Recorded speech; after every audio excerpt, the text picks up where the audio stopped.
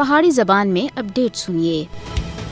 بھارت دے زیر تسلط جموں کشمیر دنیا دا وہ خطہ ہے جتھے بھارتی ظلم بربریت دا ایک نہ ختم ہونے والا سلسلہ بدستور جاری ہے۔ ہر چڑھدے دین دے نال کوئی نہ کوئی جی دل خراش اور دلدوز خبر سن کو ملتی ہے جیڑی عارضی شعور انسان دے کالجے کو لیر لیر کر دیندی ہے۔ مقبوضہ خطے وچ قتل و غارت گری، تشدد، جعلی جھڑپ، بے جا گرفتاریاں اور چادر تے چار دیواری دے تقدس دی پامالی غاصب فوج دا پسندیدہ مشغلہ بن چکیا ہے۔ بھارتی درندہ صفت فوج کشمیریاں دی لہو دی رسیا ہو چکی ہے۔ جدوں تکر او 5-10 کشمیریاں کو قتل نہ کرن، انہاں دا لہو نہ پیون، انہاں کو چین ہی نہیں آندا۔ اور بھارتی فوجی کشمیریاں کو قتل کرن تھی علاوہ انہاں دے گھراں کو ساڑ کے انتقام کن رہے ہیں۔ 5 اگست 2019 دے منوس تہاڑے تھی بعد فرعونیت دا ننگا ناچ اپنے عروج اتے ہے۔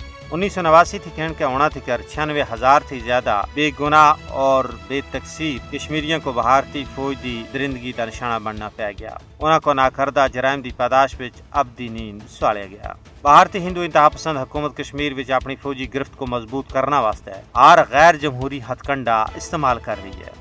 ہزاراں دی تعداد وچ بے تقصیر کشمیری پسے دیوار زندہ کر دیتے گئے۔